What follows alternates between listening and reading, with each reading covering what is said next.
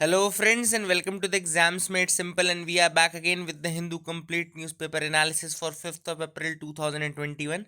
तो 5 अप्रैल 2021 का the Hindu newspaper analysis देखते हैं।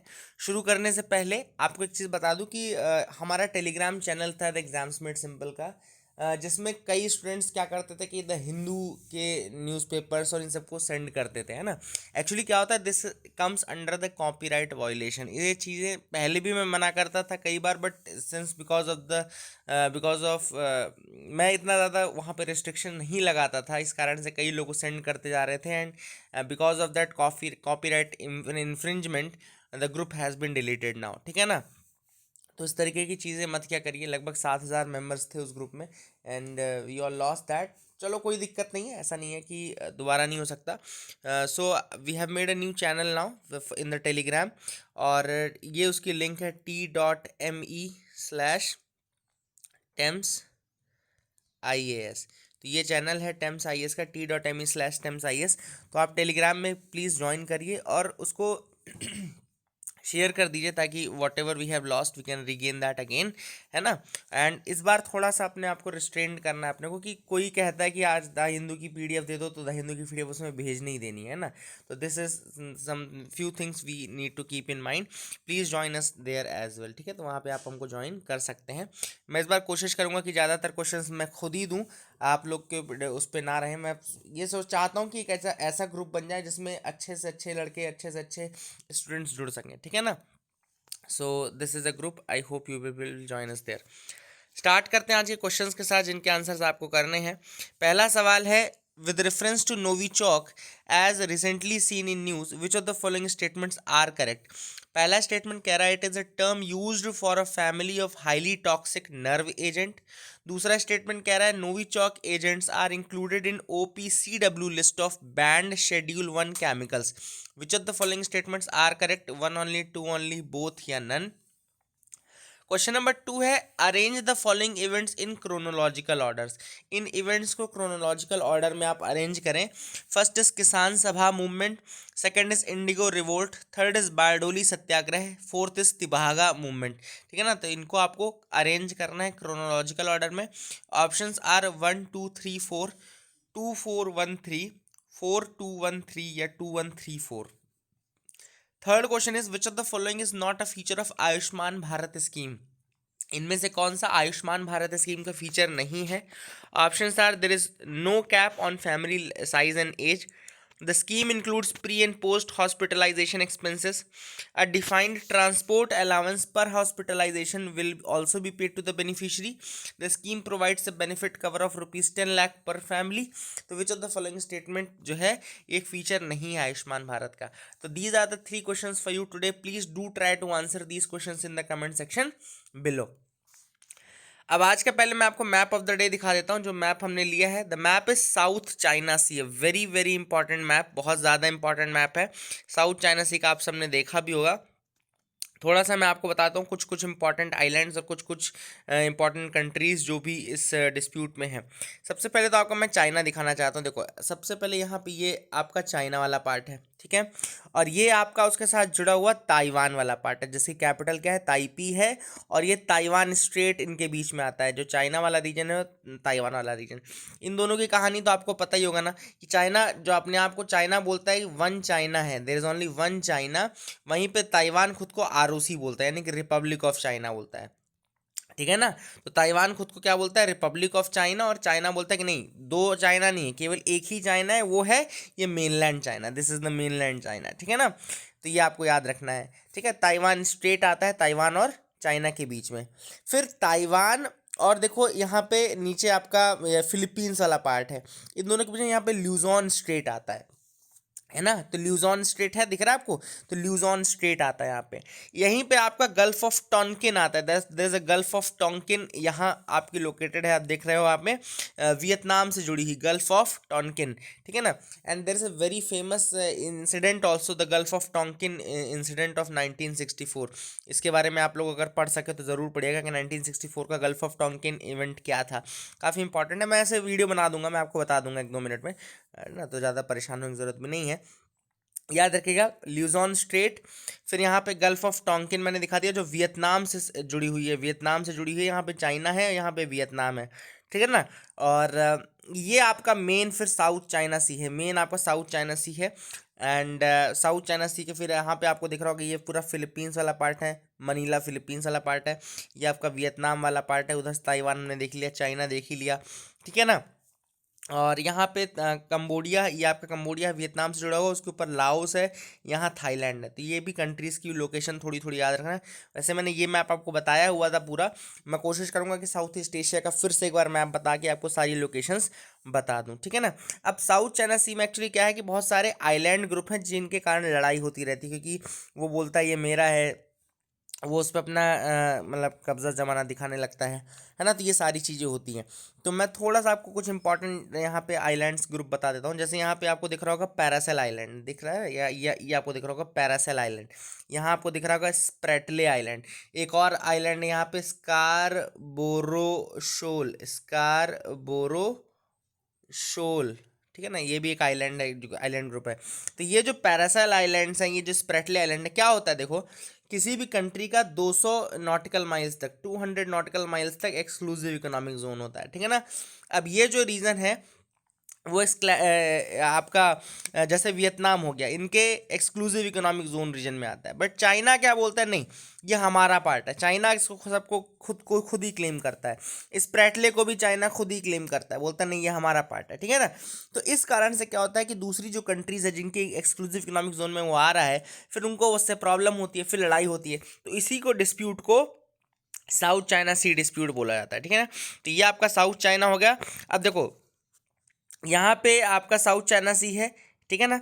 और यहाँ पर यहाँ आपका सेलेबस सी है, सेलेबस सी है, ये सेलेबस सी है। यहाँ बीच में सूलू सी है, there is a Sulu Sea between the South China Sea and the Celebes Sea. तो इस तरीके से थोड़ा लोकेशंस भी याद रखिएगा कि साउथ चाइना सी और यहाँ पे सेलेबस सी है, इनके बीच में आपका सूलू सी भी आता है, ठीक है ना। देन यहाँ पे साउथ चाइना सी है, एंड देन ये आपका नीचे जावा सी है, दिस इज द जावा सी वाला पार्ट। यहाँ पे मलेशिया है, यहाँ पे नीचे, और यहाँ इंडोनेशिया है। इन दोनों के बीच में जावा सी आता है, मलेशिया वाले पार्ट के बीच में, और आपका बोर्नियो मलेशिया वाले पार्ट के बीच में, एंड यहाँ पे इंडोनेशिया, नीचे इंडोनेशिया, तो यहाँ पे जावा सी आता है, ठीक है ना। ठीक है, तो ये भी आप याद रखिएगा थोड़ा सा, दिस इज अनदर पार्ट। और ये आपका देखो इक्वेटर पास हो रहा है, तो इक्वेटर इधर कौन से रीजन से पास हो रहा है, सुमात्रा इंडोनेशिया वाले रीजन से पास हो रहा है, बोर्नियो के रीजन से पास हो रहा है, ठीक है ना। तो यहाँ इन दोनों रीजन से पास हो रहा है, सुमात्रा वाले रीजन से इंडोनेशिया, एंड बोर्नियो यहाँ से आपका इक्वेटर पास हो रहा है, this is the equator which is passing through 0 degree, ठीक है ना। तो इक्वेटर भी पास हो रहा है, ठीक है ना। सिंगापुर से इक्वेटर पास नहीं होता है, ऊपर देख लो, सिंगापुर से इक्वेटर पास नहीं होता है, और इधर मलेशिया से भी नहीं होता है, ठीक है ना। तो इस तरह से कंफ्यूज अगर करने के लिए कभी क्वेश्चन पूछता है तो ये कंफ्यूज मत हो जाना, मलेशिया से भी नहीं होता है, और सिंगापुर से भी नहीं पास होता है आपका इक्वेटर, ठीक है। तो ऐसा पूछा जा सकता है। यहाँ पे हमने सुलू सी देख लिया, गल्फ ऑफ थाईलैंड देख ली, थाईलैंड के नीचे, और इधर साउथ चाइना सी देखा, गल्फ ऑफ टोंकिन देखा, वियतनाम से जुड़ा हुआ, ल्यूजॉन स्ट्रेट देखा, है ना। और ऊपर ताइवान स्ट्रेट देख लिया, ताइवान और चाइना के बीच में ताइवान स्टेट लाई करते हैं। कहानी दोनों की मैंने आपको बता दी, जो वन चाइना प्रिंसिपल है, वैसे आज न्यूज़ में भी वन चाइना प्रिंसिपल आया, तो मैं आपको बता दूंगा। So this is a map. Paracel और स्प्रेटले आइलैंड आपने देख ही लिया कहाँ पर है ना। And this is a map. और यहाँ पे ये आपको दिख रहा है, ये Palawan, this is the Palawan area. यहाँ पे ये देखो, अब ये जो था ना, ये भी अभी डिस्प्यूटेड न्यूज़ में था, ये आपको दिख रहा है पलावान। तो यहाँ तक समझ लो, यहाँ पे सी, यहाँ के सी तक चाइना ने अपने फ्लीट, जो उनके बोट्स थे, उनको यहाँ लेकर के आ गए थे, वो पलवन तक लेकर के आ गए थे। अब आप यह बताओ, जब पलवन आइलैंड तक यहाँ पर लेकर आ जाएंगे, तो क्या क्यों ना फिलीपींस बोले कि यार चाइना ने इस तरह से किया है, देखो। तो ये सारी चीज़ आपको पता होना चाहिए। I hope you got clarity. Palawan जो है ये आपका फिलीपींस वाला रीजन है, इसको भी याद रखिएगा, है ना। और ये जैसे यहाँ पे मिंडोरो आइलैंड है, विसियन आइलैंड है, मिंडोरो आइलैंड है, तो ये भी आपको याद रखना है। This is another thing, okay. So that is the thing from this map. आगे मूव करते हैं, न्यूज़ आइटम्स में आते हैं, देखते हैं क्या इंपॉर्टेंट न्यूज़ आइटम्स हैं। तो पहली जो न्यूज़ है वो है फ्रंट पेज से ही, another batch of Rafale jets to fly in by mid May. अब एक नया 8-9 प्लेन्स का एक फिर से इंडियन एयरफोर्स के लिए स्क्वाड्रन आएगा, फाइटर्स रफेल जेट का एक नया स्क्वाड्रन आएगा। एंड रफेल जेट्स के बारे में थोड़ा सा आपको इन्फॉर्मेशन दे देता हूँ रफेल जेट्स के बारे में। तो इंडिया हैज़ रिसीव्ड, मतलब अभी मिल गया था उसको अपना रफेल जेट्स का बैच मिल गया था, है ना। These jets are 3 single seat and 2 twin seat. जब पहला बैच आया था उसमें 3 सिंगल सीट और 2 ट्विन सीट आए थे। अंबाला उस पे कैंट पे आया था, ठीक है ना। रफेल के बारे में इंफॉर्मेशन ले लो तो Rafale is a twin engine multi role combat aircraft. Twin engine, ये इंपॉर्टेंट है, याद रखना। रफेल क्या है? Twin engine multi role combat aircraft है। मल्टी रोल कॉम्बैट एयरक्राफ्ट है, ट्विन इंजन, ठीक है ना। ये भी इंपॉर्टेंट चीज़ है, याद रखना है। इसको डेवलप किसने किया है? इसको डेवलप किया है फ्रेंच एयरक्राफ्ट मैन्युफैक्चरर डसॉल्ट ने। It has been developed by French aircraft manufacturer Dassault. Specification की अगर हम बात करें तो टॉप स्पीड इसकी लगभग 2223 किलोमीटर पर आवर जाती है। मैक्सिमम वेट 24,500 किलोग्राम जाता है। एंड जो इसकी रेंज है वो 3700 किलोग्राम तक जाती है, किलोमीटर तक जाती है। रेंज कितनी है? 3700 किलोमीटर तक। क्या क्या चीज़ें कर सकता है? It is capable of which things?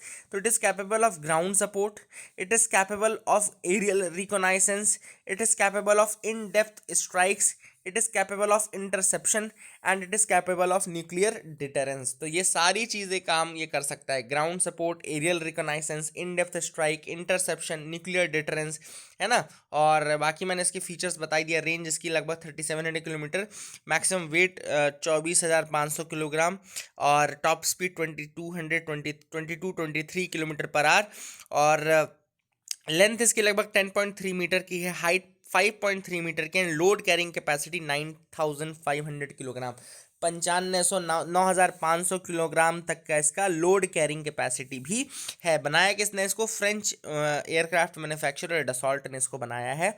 और इसकी कैपेबिलिटीज़ मैंने आपको बता दी। Twin engine multi role combat aircraft है, ये भी याद रखिएगा। तो these are the things, these are the facts which you should remember regarding the Rafale jets. I hope you got clarity. अब मैं आपको आंसर बता देता हूँ, जो क्वेश्चन मैंने पूछे आज के उनके आंसर्स आपको बता देता हूँ। पहला सवाल मैंने पूछा था नोविचॉक के रिगार्डिंग कौन कौन से स्टेटमेंट सही हैं, तो दोनों स्टेटमेंट ही सही हैं। पहला कि हाईली टॉक्सिक नर्व एजेंट है, दूसरा ये कि it is included in the OPCW list of banned schedule on chemicals, बिल्कुल सही बात है। दूसरा सवाल मैंने आपसे पूछा था कि अरेंज करना है आपको क्रोनोलॉजिकल ऑर्डर में। अब एक एक करके मैं आपको ईयर बता देता हूँ, तो आप खुद ही अरेंज कर लीजिएगा। देखो, किसान सभा मूवमेंट जो था वो 1920 का मूवमेंट था, 1920 का मूवमेंट था किसान सभा मूवमेंट। इंडिगो रिवोल्ट अगर आप देखें तो 1859 1860 का मूवमेंट था, 59-60 का, तो 1800 में चला गया। तो मुझे लगता है सबसे पहले तो 2 ही आएगा, है ना। और 2 के बाद 1 आएगा, क्योंकि ये 1920 का है। बारडोली सत्याग्रह 1928 का है, तो 2134। तिभागा 1946 का है, तो 2134 देख लीजिए कौन सा ऑप्शन है। 2134 डी है, तो D will be the answer for this. अगला सवाल मैंने पूछा था कि आयुष्मान भारत स्कीम का इनमें से कौन सा फीचर नहीं है, तो डी बिल्कुल सही था। मैं ऑप्शन जब पढ़ रहा था तो डी ही फीचर नहीं, क्योंकि 5 लाख पर फैमिली मिल रहा है, ना कि 10 लाख पर फैमिली। तो यहाँ पे 5 लाख पर फैमिली होगा, ना कि 10 लाख पर family. So this is again wrong, ठीक है ना। आगे मूव करते, देखते और क्या इंपॉर्टेंट न्यूज आइटम्स है जिनके बारे में हमको डिस्कस करना है। So you can also move with me. 2 editorials हैं जो कि हम डिस्कस करेंगे। पहला जो एडिटोरियल है वो है a good start. Now this editorial is regarding the जो अभी नई पॉलिसी आई है, national policy for rare diseases 2021। यहाँ पे आपको दिख रहा होगा national policy for rare diseases 2021, ठीक है ना। ना यहाँ पे एक अच्छी स्टार्ट क्यों बोला जा रहा है ऑथर द्वारा? अच्छी स्टार इसलिए क्योंकि इसने फाइनेंशियल सपोर्ट किया है, one time treatment of up to 20 lakh rupees, मतलब 20 लाख रुपए तक का वन टाइम ट्रीटमेंट जो है वो एप्लीकेबल है by this policy for the rare diseases. For the rare diseases one time treatment cost up to ₹20 lakh has been introduce. इसके अलावा इसमें क्राउड फंडिंग मैकेनिज्म भी इंट्रोड्यूस किया गया है। जो national policy on rare diseases है, इसको लिख लो, national policy on rare diseases की फीचर। पहले तो 20 लाख रुपए तक का वन टाइम ट्रीटमेंट दिया जा रहा है। Then crowd funding mechanism introduce किया जा रहा है। It creates a registry of rare diseases, एक रेयर डिसीजेस की रजिस्ट्री क्रिएट की जा रही है। And provides for early detection also, it provides for early detection also. तो ये 4 बड़े फीचर्स हैं जो कि इस पॉलिसी के अंतर्गत है। In its final form, however, the policy has left the rare diseases lobby sorely disappointed on a crucial note. लेकिन जो फाइनल फॉर्म जब आया रेयर डिसीजेस पॉलिसी का, तो जो इसके लिए लॉबी थी जो कि इसके लिए कोशिश कर रही थी, प्रयासरत थी, वो थोड़ा डिसअपॉइंट हुई है। क्यों? अगर आप देखो तो रेयर डिसीज सबसे पहले होते कौन सी है, रेयर डिसीज हैं कौन सी। तो रेयर डिसीजेज ऐसी डिसीजेज हैं जो कि बहुत ज़्यादा फ्रीक्वेंटली नहीं होती हैं, बहुत ज़्यादा पॉपुलेशन में नहीं होती हैं। इनके तीन फीचर्स होते हैं, याद रखिएगा, इनको आइडेंटिफाई करने के तीन फीचर्स होते हैं। पहला होता है the total number of people with the disease, यानी कि टोटल नंबर ऑफ पीपल जिनको ये डिसीज हुई है। सेकेंड है इट्स प्रिवेलेंस, ये कितना ज़्यादा प्रिवेलेंट है डिसीज। एंड थर्ड है availability and non availability of the treatment options, कितने ट्रीटमेंट ऑप्शंस अवेलेबल हैं या नॉन अवेलेबल हैं। ठीक है ना। तो रेयर डिसीजेस को पता करने के ये तीन फीचर्स होगा, याद रखिएगा। पहला, number of people with the disease, prevalence of the disease and availability और non availability of the treatment options. ठीक है ना। WHO डिफाइन करता है रेयर डिसीज को as having a frequency of less than 6.5 to 10 persons पर 10,000 people. मतलब इसकी फ्रीक्वेंसी 6.5 to 10 पर 10,000 पीपल होता है, मतलब हर 10,000 में केवल 6 से केवल 6.5 से 10 लोगों के बीच में ये डिसीज होती है। ठीक है ना। And as per estimate there are 7,000 known rare diseases with an estimated 300 million patients in the world. अगर आप एस्टिमेट देखो तो लगभग 7,000 नोन रेयर डिसीजेज हैं और लगभग 300 मिलियन पेशेंट्स है पूरे वर्ल्ड वाइड, जिसमें कि 70 मिलियन केवल इंडिया में है। 70 million are alone in India. Now, according to the Organization for Rare Diseases in India, these include inherited cancers, autoimmune disease. अब कौन कौन सी डिसीज इंडिया में आते हैं, तो एक organisation for rare diseases in diseases India है, तो उसने कहा है जैसे इनहेरिटेड कैंसर हो गया, ऑटो इम्यून डिसीजेज हो गई, कॉन्जेनिटल मैल फॉर्मेशंस हो गया, ठीक है ना, और हर्शस्प्रंग्स डिसीज़ हो गया, गॉचर डिसीज़ हो गया, सिस्टिक फाइब्रोसिस हो गया, मस्कुलर डिस्ट्रॉफीज हो गया, लाइसोसोमल स्टोरेज डिसऑर्डर्स हो गए। These are all the rare diseases in India. ठीक है ना। तो एक बार और देख लेना, ये लिस्ट देख लेना, इनमें से पूछ सकता है यूपीएससी आपसे कि which of the following are rare diseases in India. Autoimmune diseases, congenital malformation, Hirschsprung's disease, Gaucher disease, cystic fibrosis, muscular dystrophy, lysosomal storage disorder. These are all rare diseases in India. ठीक है ना। तो इसे याद रखिएगा, है ना, पूछ सकता है यूपीएससी आपसे। Much of the effort in the sector from the medical side has been to evolve formal definitions in the hope that it would support the development and commercialization of drugs for the treatment and improve the funding for research on rare diseases. अब देखो effort जो थी वो ये थी कि formal definitions evolve की जाएंगी। जब फॉर्मल डेफिनेशन इवॉल्व की जाती और उसके लिए सपोर्ट बनाया जाता तो हो सकता था कि इसकी जो ड्रग्स है उनका कमर्शलाइजेशन होता और जो इसका जो ट्रीटमेंट इतना ज़्यादा अनअवेलेबल रहता है वो ना रहता, है ना। तो ये उम्मीद थी। And patients and support groups have work towards drumming of funding assistance for the treatment one time और कंटिन्यूअल। तो यहाँ पर बिल्कुल पेशेंट्स जो थे वो सपोर्ट में थे कि पेशेंट्स और जो उनके सपोर्टर्स थे वो भी चाहते थे कि, और देखो जो इसमें 20 लाख रुपए प्रोवाइड किया जा रहा है, मैं कल भी आपको बताया था कि जो 20 लाख रुपए दिया जा रहा है इससे भी लोग ज़्यादा खुश नहीं है। पहले केवल 15 लाख दिया जाता था, earlier only 15 lakh were given, now they have increase this to 20 lakh. But actually बात यह है कि जो खर्चा लगता है that is much more than this, है ना, इससे भी कहीं ज़्यादा रहता है। ठीक है ना। So this is basically that कि ये इतना ज़्यादा रहता है कि लोग इससे खुश नहीं है। ठीक है ना। And as per the policy diseases such as LSD for which definitive treatment is available but costs are prohibitive have been categorised as group 3। तो अब कुछ डिसीजेस को इसमें क्या किया गया है, जैसे कि मान लो LSD है ना, लाइसोसोमल स्टोरेज डिसीजेस है, उनके डेफिनेटिव ट्रीटमेंट अवेलेबल है लेकिन कॉस्ट बहुत ज़्यादा होती है, इस कारण से उनको ग्रुप 3 में कैटेगराइज कर लिया गया है। ठीक है ना। लेकिन उनके लिए कोई भी इमीडिएट फंडिंग मैकेनिज्म नहीं इवॉल्व किया गया है। ठीक है ना। लाइफ लॉन्ग ट्रीटमेंट जिन भी डिसीजेस का है, लाइफ लॉन्ग ट्रीटमेंट जिन डिसीजेस का है उनके लिए पॉलिसी में कोई भी बात नहीं कही गई है। लाइफ लॉन्ग ट्रीटमेंट जिन भी डिसीजेस का है, जिनमें थेरेपीज लगेंगी, जिनमें पैसा लगेगा लाइफ लॉन्ग, उनके लिए गवर्नमेंट ने इस पॉलिसी में कोई भी फंडिंग मैकेनिज्म नहीं बताया है। ठीक है ना। So that is another thing जो कि काफ़ी ज़्यादा बड़ा इशू है इन दिस पॉलिसी। तो मैंने आपको बता दिया, एक तो 20 लाख रुपए जो दिए हैं वो कम है, दूसरा चीज़ की जो लाइफ लॉन्ग डिसीज है उनके लिए कोई फंडिंग मैकेनिज्म नहीं किया गया है, डेफिनेटिव डिफिनीशंस नहीं लाई गई हैं, है ना, ये भी एक बात है, डेफिनेटिव डिफिनीशंस नहीं लाई गई हैं, है ना। तो that is a thing which is important and ये सारे इशूज़ हैं जो कि अभी स्टार्टिंग अच्छी है, लेकिन हमको और ज़्यादा अभी सॉल्व करने की ज़रूरत है। आगे मूव करते हैं, दूसरा एडिटोरियल जो है वो है a road map for tolerance. A road map for tolerance basically एक आर्टिकल है जो कि रेसिज्म के ऊपर लिखा गया है। अब होता क्या है कि हर साल जो 21 मार्च है, 21 March is a global movement and it is a international day for elimination of racial discrimination. याद रखिएगा 21 मार्च जो होता है ना, it is a day for elimination of racial discrimination, ठीक है ना।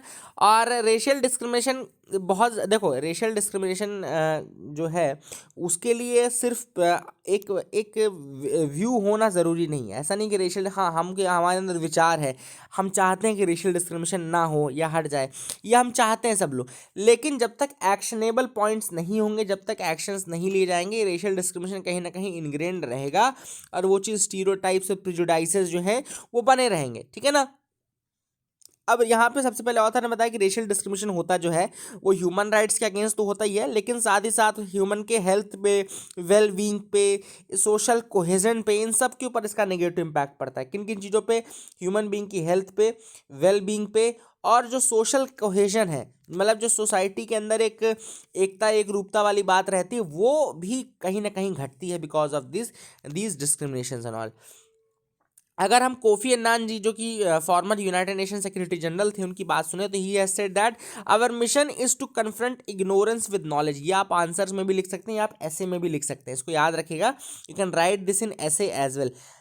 Confront ignorance with knowledge, bigotry with tolerance, isolation with outstretched hands of generosity. क्या क्या चीज़ें? We can confront ignorance with knowledge, bigotry with tolerance and isolation with the outstretched hands of generosity. Racism can, will and must be defeated. मतलब racism को हमको ख़त्म करना ही करना है। अब यहाँ पे अगर हम देखें कि पब्लिक एटीट्यूड जो है एंटी रेसिज्म, यानी एंटी रेसिज्म के लिए तो अच्छा तो हुआ है, मतलब कि रेसिज्म ख़त्म करने की तरफ एटीट्यूड तो हुआ है, ठीक है ना। लेकिन कहीं ना कहीं देखो एनोनिमिटी जो है, इंटरनेट की एनोनिमिटी जो है, उसने फिर से एक मौका दे दिया है ऐसे लोगों को जो नॉन सोशल एलिमेंट्स थे, या जो ऐसे लोग थे जो कि एक लेकर के चलते हैं दिमाग में अपने रेसिस्ट स्टीरियोटाइप लेकर के चलते हैं। वो क्या कर रहे हैं? They are using the anonymity of the internet to spread the inaccurate information, and they're spreading this online, and they are creating a force against these। मतलब कि जो लोग एंटी रेसिज्म के खिलाफ, रेसिज्म के खिलाफ हैं, उन लोगों के खिलाफ एक और फोर्स खड़ी कर रहे हैं ऐसे लोग जो कि इंटरनेट की एनोनिमिटी का फ़ायदा उठा रहे हैं। The use of new technology, अब देखो बहुत सा टर्म मिलने वाला है आपको आंसर राइटिंग और ऐसे के लिए।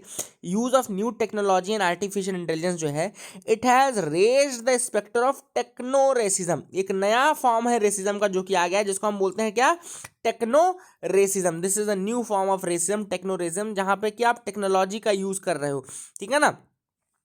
एंड वही बात है कि जहाँ पे भी रेसिज्म या डिस्क्रिमिनेशन आता है, उसके पीछे सबसे ज़्यादा इंपॉर्टेंट है प्रिजुडाइज्ड एटीट्यूड। जो प्रिजुडाइज्ड एटीट्यूड है वो सबसे बड़ा रीज़न होता है फॉर दीज थिंग्स, चाहे वो जेंडर के अगेंस्ट डिस्क्रिमिनेशन हो, चाहे किसी के अगेंस्ट। अब WHO ने जो है कॉशन किया था कि पैंडेमिक के टाइम पे जो ये रेसिज्म है ये और ज़्यादा नुकसान देता है। क्यों? क्योंकि रेसिज्म के कारण कई लोग सामने नहीं निकलते हैं, कई लोग नहीं निकलते कि हमको कोविड है कि नहीं। जैसे फॉर एग्जांपल जब स्टार्टिंग में कोविड हुआ तो आपने देखा होगा कि एक कम्युनिटी के पीछे लोग पड़ गए, उन्होंने कहा कि भाई सारे के सारे केसेस इसी कम्युनिटी ने फैलाए। मतलब एक तरीके से आपने स्टिग्मा बना लिया, प्रिजुडाइज बना लिया, और उस कम्युनिटी के पीछे ऐसे टारगेट करने लगे जैसे सारे के सारे केसेस वही लोग ला रहे हैं। बट फिर बाद में क्या हुआ, आपने देखा कि सबको हो रहा है। कोई पार्टी में कर कह रहा है तो उसको हो रहा है, तो कुछ भी कह रहा है तो उसको हो रहा है। तो ये सिर्फ बाद में, लेकिन शुरुआत में आपने इंटरनेट में ऐसा हिस्टीरिया बनाया कि लोग ऐसे ऐसे वीडियोस भेजने लगे कि ये देखो ऐसा कर रहे हैं, ये यहाँ पे थूक रहे हैं, यहाँ पे स्पिट कर रहे हैं। तो ये सारी चीज़ें हमने देखी थी कि किस तरीके से हिस्टीरिया बनाया था। और इंटरनेट में एनोनिमिटी का ही फ़ायदा उठाया जाता है ऐसे लोगों के खिलाफ स्टिग्मा बनाने के लिए, ठीक है ना। अब यहाँ पे यूनेस्को का याद रखिएगा, यूनेस्को का जो हेडक्वार्टर है पेरिस में है। यहाँ पे उसने global forum against racism and discrimination किया था होल्ड, ठीक है ना। होस्ट किया था क्या यूनेस्को ने, हेडक्वार्टर अपने पेरिस में। They hosted the global forum against racism and discrimination. तो global forum against racism and discrimination UNESCO ने होल्ड किया in partnership with Republic of Korea. और उसने काफ़ी सारे रोड रोड मैप बनाया है टॉलरेंस कॉल्स के लिए। They have proposed a new road map to tolerance calls for multi sectoral effort. Multi sectoral efforts का एक रोड मैप बनाया है और अपने प्रोग्राम्स, पॉलिसीज, लॉज में भी आपको एंटी रेसिस्ट फिलॉसफी को इंक्लूड करना पड़ेगा। द वे फॉरवर्ड यही है कि आप एजुकेशन प्रोवाइड करो, है ना, साइंटिफिक एजुकेशन प्रोवाइड करो, एक कल्चर, कम्युनिकेशन, यहाँ हर जगह आपको एंटी रेसिस्ट फिलॉसफी को इनकलकेट करना है, ताकि एजुकेशन का बहुत बड़ा रोल है अपने आप में, और वो अगर चाहे तो लाइफ लॉन्ग एक सस्टेनेबल प्रोसेस के थ्रू इसको एलिमिनेट किया जा सकता है। तो these are the things which are very very important. I hope you got clarity regarding that as well. अब हम बात करते हैं जेंडर डिस्पैरिटी की। कल भी मैंने आपको बताया था कि इंडिया जो है वो 28 स्पॉट 28 स्पॉट्स गिर गया है। India has fallen 28 spots and now at 140th position, 140वीं पोजीशन पे है ना। और ग्लोबल जेंडर गैप रिपोर्ट जो है 2021 की आ गई। ग्लोबल जेंडर गैप रिपोर्ट 2021 की आई है, जिसमें इंडिया जो है 140th पोजीशन पे पहुंच गया है। और 112 पोजीशन पे थे, 112 पे थे हम लास्ट ईयर, लेकिन इस साल हम 140th पोजीशन पे आ गए हैं, है ना। और 4 पैरामीटर्स पे ये ग्लोबल जेंडर गैप रिपोर्ट निकालता है, वर्ल्ड इकोनॉमिक फोरम निकालता है। 4 पैरामीटर्स हैं। अब वो 4 पैरामीटर्स क्या क्या हैं देखो यहाँ पे लिखा हुआ है। Economic participation and opportunity, educational attainment, health and survival, political empowerment. तो ये 4 पैरामीटर्स में हमारी अलग अलग अगर हम रैंकिंग देखें तो इकोनॉमिक पार्टिसिपेशन अपॉर्चुनिटी में हमारी रैंकिंग लगभग 151 थी, नेपाल की हमसे बेटर थी, म्यांमार की 93 थी, हमारी 151 थी। एजुकेशनल अटेनमेंट में हमारी रैंकिंग 114 थी। हेल्थ एंड सर्वाइवल में तो हमारी रैंकिंग 155 थी।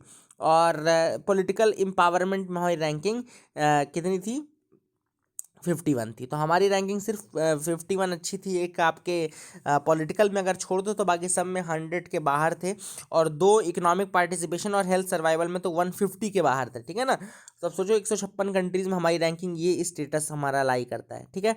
जो फर्स्ट रैंक आई वो आइसलैंड का ही, आइसलैंड वॉज रैंक्ड 1, है ना। तो ये भी याद रखना कि आइसलैंड जो था वो रैंक 1 पे था, और इंडिया जो था वो 156 कंट्रीज में 140 पे था, ठीक है ना। बहुत ज़्यादा पुअर पोजीशन पे है जेंडर गैप में। वर्ल्ड इकोनॉमिक फोरम की रिपोर्ट थी, ये भी याद रखेगा। आगे मूव करते हैं, देखते हैं और क्या इंपॉर्टेंट न्यूज़ आइटम्स है जिनके बारे में को डिस्कस करना है। तो you can move with me. Employer can reject candidate acquitted of serious crime, supreme court. Employer जो है वो किसी भी कैंडिडेट को रिजेक्ट कर सकता है अगर वो किसी सीरियस क्राइम से एक्विट हुआ है। एक्विट का मतलब होता है छूटा हुआ हो। अब देखो आपके दिमाग में आ रहा होगा कि यार जब किसी केस से बरी हो गया, कोई व्यक्ति बरी हो गया, तो बरी होने में क्या दिक्कत है, उसको क्यों नहीं लिया जाए, कई बार फेक केसेस। तो सुप्रीम कोर्ट ने यहाँ पे क्लियर किया कि देखो जो बरी होता है, यानी कि जो एक्विटल होता है वो 2 तरीके का होता है। यहाँ मैं लिख देता हूँ, एक्विटल जो है वो 2 तरीके का है। एक होता है ऑनरेबल एक्विटल, एक होता है acquittal on benefit of doubt, benefit of doubt, ठीक है ना। तो एक होता है ऑनरेबल, यानी कि बाइज्जत बरी, अपन नहीं बोलते हैं बाइज्जत बरी किया जाता है। जब बाइज्जत बरी किया जाता है, ऑनरेबल एक्विटल जिसको हम बोलते हैं, उस केस में एम्प्लॉयर जो है वो रिजेक्ट नहीं कर सकता, एक्विटल के बेसिस पे रिजेक्ट नहीं कर सकता है। लेकिन अगर कोई व्यक्ति बेनिफिट ऑफ डाउट के बेसिस पे एक्विट हुआ है, बेनिफिट ऑफ डाउट के बेसिस पे कोर्ट ने उसे छोड़ा है कि यार एविडेंसेस नहीं थे और डाउट ऐसा है ऐसा वैसा करके, तो फिर मेरली एक्विटल के बेसिस पे अगर एम्प्लॉयर चाहे तो वो उस व्यक्ति को नौकरी नहीं देगा, तो भी कोई कुछ नहीं कह सकता। तो याद रखिएगा, ये जस्टिस संजय किशन कौल द्वारा कहा गया है कि acquittal on the benefit of doubt is different from honourable acquittal. मतलब कि यहाँ पे ऑनरेबल एक्विटल डिफरेंट चीज है और बेनिफिट ऑफ डाउट के बेसिस पे एक्विटल डिफरेंट चीज है। तो बाइज्जत बरी अगर आप होंगे तो आपको नौकरी मिलेगी, मतलब कि आपको तब एम्प्लॉयर नहीं आपको रिजेक्ट कर सकता है। लेकिन अगर आप एक्विटल तो हुआ है लेकिन वो बेनिफिट ऑफ डाउट के बेसिस पे हुआ है, तो अगर एम्प्लॉयर चाहे तो आपको रिजेक्ट भी कर सकता है। ऐसा नहीं कि करेगा ही करेगा, लेकिन कर सकता है, वहां पे आप उसके खिलाफ कुछ भी नहीं कह सकते। तो this is another thing which was important. I hope you got clarity. आगे मूव करते हैं, देखते हैं और क्या इंपॉर्टेंट न्यूज आइटम है। Educate the poor about their rights. तो यहाँ पे एनवी रामना जी जो कि सुप्रीम कोर्ट जज हैं अभी एट प्रेजेंट फिलहाल, लेकिन he has been recommended for the post of 48th chief justice of India. तो 48वें चीफ जस्टिस हमारे बन सकते हैं NV Ramana ji. And he has said that कि जो नए लॉयर्स हैं, जो नए एडवोकेट्स हैं, उनको पुअर को एजुकेट करना चाहिए रिगार्डिंग देयर राइट्स, और ना वल्नरेबल सेक्शन जो है सोसाइटी का उसको उसके अगेंस्ट उसको एजुकेट करना चाहिए ताकि उनको अपने राइट्स के बारे में पता चले और जो ये जस्टिस है वो उनको मिल सके। जस्टिस डिलेड, जस्टिस डिनाइड, ठीक है ना। तो ये बिल्कुल जानते हैं आप लोग। इसके अलावा उन्होंने ये भी कहा है कि हमको अपनी जो कॉम्पिटेंसी है उसको भी इम्प्रूव करना चाहिए, क्योंकि अगर आपने देखा हो तो केसेस जो पेंडिंग है, कई 3 करोड़ से ज़्यादा cases, more than 3 crore cases are in pendency. तो इसके लिए उन्होंने कहा कि हमको अपनी कॉम्पिटेंसी को भी बढ़ाना ज़रूरी है, और एजुकेशन जो है, लॉ एजुकेशन जो है उसको और ज़्यादा अच्छा और ज़्यादा रिफाइंड करना है, ताकि हमारा जो बल्क फोर्स आ रहा है वो एक एजुकेटेड वर्क फोर्स आए, ऐसा ना है कि जो केवल प्रॉफिट के बारे में सोचता हो, है ना, केसेस को जस्ट फैलाने के बारे में सोचता हो। तो these are the things which are important, है ना। आगे मूव करते हैं यहाँ पर। देखो, NASA's chopper dropped on Mars surface. तो नासा ने क्लियर कर दिया है कि जो उनका परसीवरेंस मिशन था, देखो अब आपको पता होना चाहिए नासा का परसीवरेंस मिशन, मैंने आपको बताया था नासा का परसीवरेंस मिशन जो वहाँ पे लाइव ढूंढ रहा है ना, वहाँ की जो मेरीन लाइफ है उसके बारे में डिस्कस कर रहा है, जानना चाहता है। तो नासा में परसीवरेंस मिशन गया है, ठीक है ना, नासा का परसीवरेंस मिशन वहाँ पे गया है, और यहाँ पे एक क्रेटर था जिसको स्टडी करने गया था, जिसका नाम था जेजेरो क्रेटर। जेजेरो क्रेटर था, जेजेरो क्रेटर था इसका नाम, ठीक है ना। तो जेजेरो क्रेटर गया था स्टडी करने, परसीवरेंस मिशन था, और इसके अंतर्गत एक मिनी हेलीकॉप्टर था इंजेन्यूटी नाम का। Ingenuity, this is another thing which is important. Ingenuity नाम का हेलीकॉप्टर था, जिसने की फोटोग्राफ भी ली थी सबसे पहले। अब इंजेन्यूटी हेलीकॉप्टर जो मिनी हेलीकॉप्टर है, it has been dropped on the surface of Mars, मतलब उन्होंने टच डाउन जो है वो कंफर्म कर दिया, नासा ने कहा है कि टच डाउन हो गया है। और कल जैसे मान लो शाम को हुआ था टच डाउन उसका, तो अब उनके लिए जो अगला टास्क था वो ये था कि मार्शियन सरफेस बहुत ज़्यादा ठंडा होता है, मतलब वहाँ का टेम्परेचर लगभग -90 डिग्री सेंटीग्रेड के आसपास रहता है, -90 के आसपास। तो ऐसे में अब वो उसको पूरी रात सर्वाइव करना था। This was the next big target जो कि इंजेनिटी के लिए उन्होंने सोचा है। तो अब सिंपल सी बात मैंने आपको बता दी क्या, कि इसका टचडाउन हो गया है इंजेन्यूटी का, परसीवरेंस के अंतर्गत क्या है, मार्स में है। तो इन्होंने देखो लिखा भी था, ट्वीट किया था, Mars helicopter touchdown confirmed. NASA ने, नासा की जो जेट प्रपल्शन लेबोरेटरी है JPL, NASA's jet propulsion laboratory, उसने क्लियर किया था कि यहाँ पे टचडाउन हो गया है, ठीक है ना। तो परसीवरेंस बेसिकली जो क्या है वहाँ पे, एंड उसके अंदर इंजेन्यूटी हेलीकॉप्टर जिसने फोटोग्राफ भी ली थी, वहाँ पे राउंड भी किया था, उसका टचडाउन हो गया है। So Mary Kom wins the sports star of the decade honour. तो अगला जो न्यूज़ है वो ये है कि मैरी कॉम को sports star of the decade honour से सम्मानित किया गया है। तो ये भी आपको याद रखना है, this is another thing which is important. I hope you got clarity regarding the same. So that is it for the day. I hope you like our video. Please do like and subscribe, keep loving us, keep sharing us. Thank you and have a nice day.